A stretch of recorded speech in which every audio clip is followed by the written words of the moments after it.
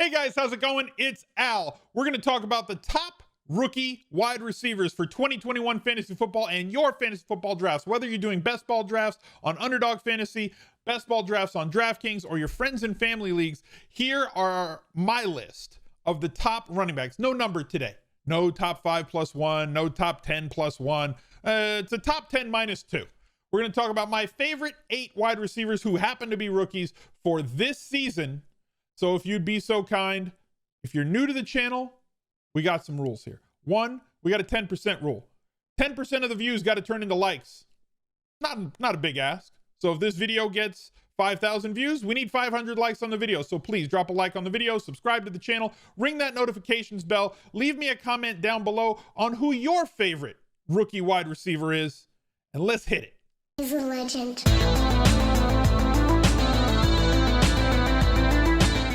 Guys, while I have your attention for a second, before we get to the video, if you'd be so kind as to drop me a follow over on Instagram, there's going to be a link down below in the pinned comment.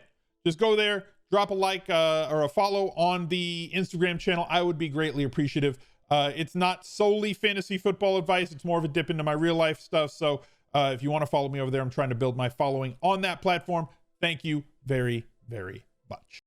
My top receiver, well, I guess he's not a receiver. He is going to receive a lot of passes and a lot of targets this season, is Kyle Pitts from the Atlanta Falcons. He is positioned as a tight end. He is a behemoth. He is a big-bodied dude who runs real fast, as we can look over here in Player Profiler. 6'6", 245 pounds. Runs a 4.49, 4.4 at his pro day. Ridiculous speed score, burst score, agility score. His comp is Noah Fant based on athleticism traits alone, but projects to be probably a little bit better at football than does Noah Fant. So this is kind of a pass catcher video, I suppose, as opposed to strictly a wide receiver video. Currently, his ADP is 41. He is being drafted as the tight end 4. I think that's a bit much. If you like him, he's your new toy, go get him. He's going to get thrown the ball a lot this year. 100 plus targets is possible for Kyle Pitts if he stays healthy all year. He is being drafted as the wide receiver 20. So I implore you, please, even though tight end has a little bit more positional scarcity, yes, he could theoretically jump up. Tight ends historically haven't. If he has like the best rookie tight end season of all time, he's still going to fall a little bit short of some of the other pass catching tight ends and guys that are going to get a lot of targets, 120, 140 targets at that position.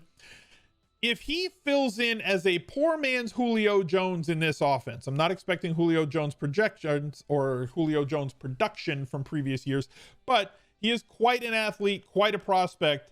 His ADP is a little bit too high for me right now, but if you're buying, buy with confidence. Not everything I say is going to be right. It never has been. It never will be. We're trying to predict the future, and nobody can do it with 100% accuracy. I try to hit about 60% accuracy myself. If I can get 70, we're going to win a lot of money. For me, Kyle Pitts' ADP is a little bit too expensive, but I love the talent, and we're going to be buying him in DFS a lot this season.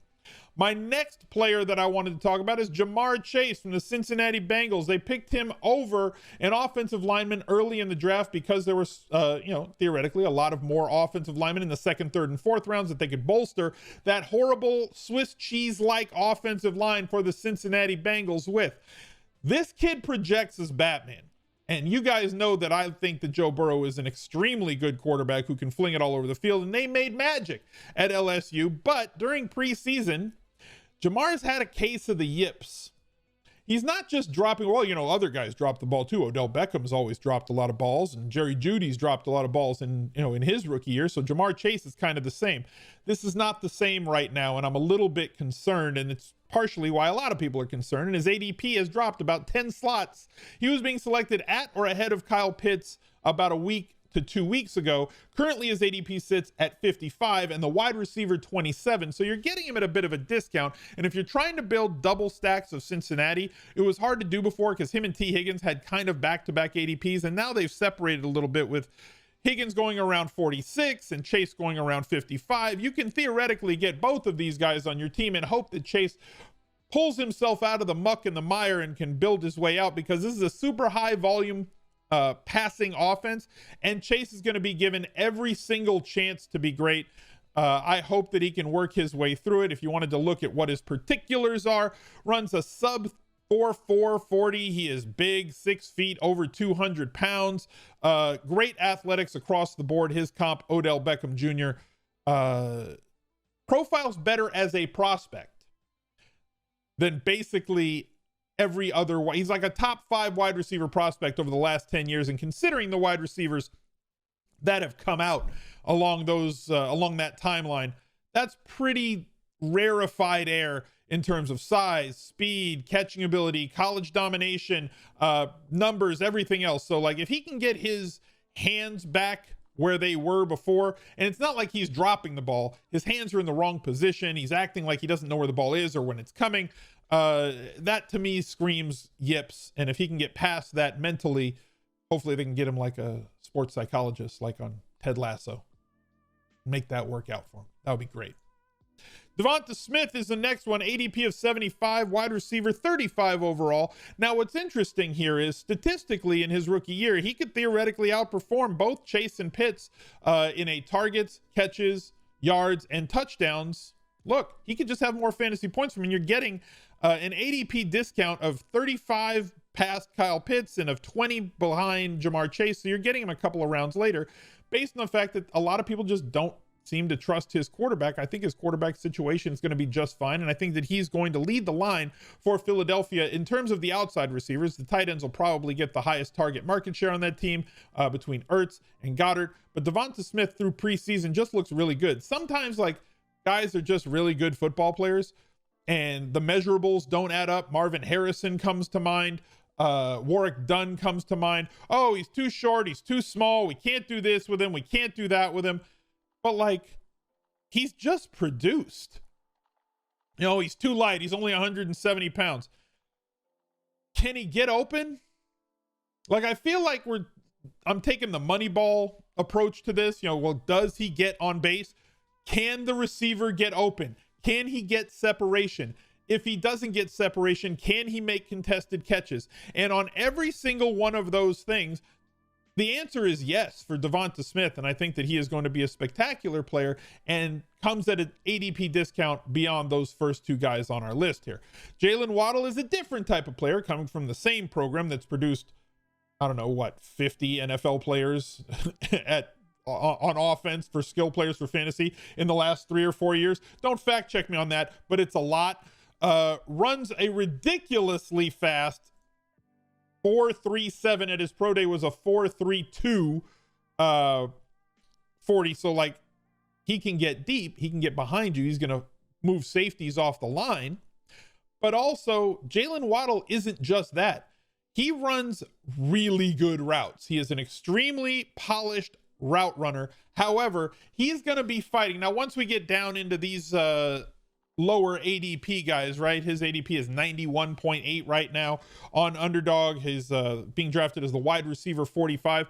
He's got to battle a really good receiving core right now with Will Fuller, who is got a similar skill set, let's say, to Jalen Waddle. He's a little bigger than Jalen Waddle. And Devontae Parker has been excellent the last couple of seasons for the Dolphins. So he's got to fight his way onto the field and earn those targets.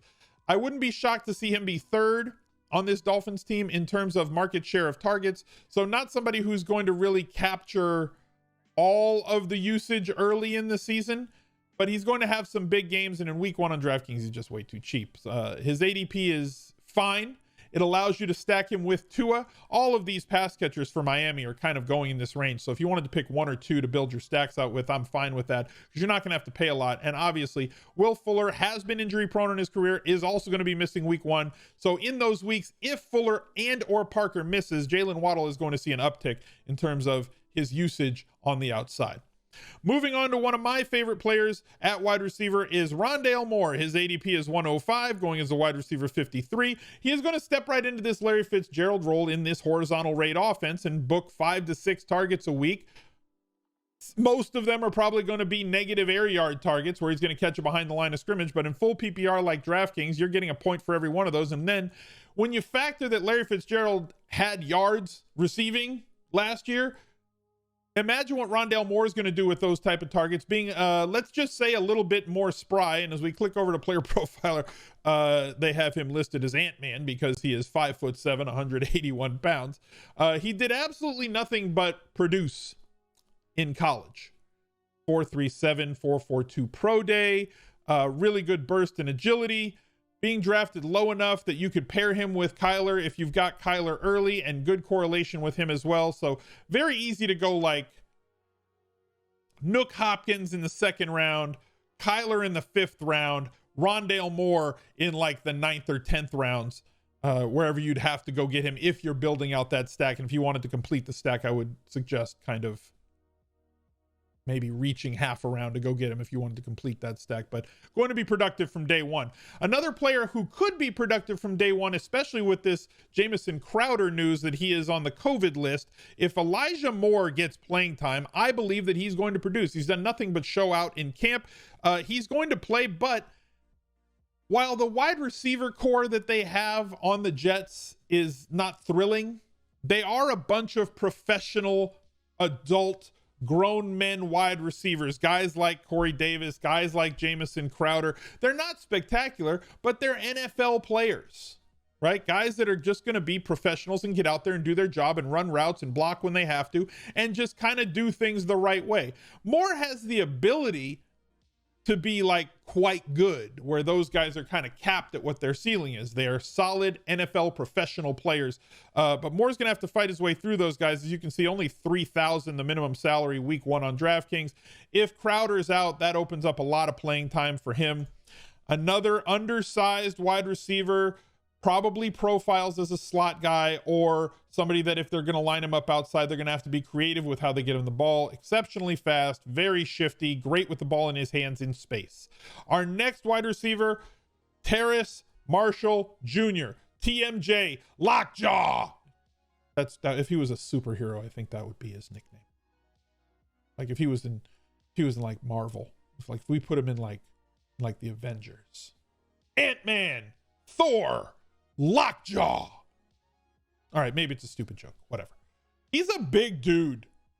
I mean, look, if you could do way worse than drafting any LSU wide receiver, right? Like they all seem to just produce when they get to the league. Jarvis Landry, Odell Beckham Jr., hopefully Jamar Chase, Justin Jefferson. Like just draft the LSU guys. This dude is a big-bodied 6'2", 200+ pound guy who runs under 4.45, is very fast in the field, plays big, bigger than his 200-pound or 205-pound body.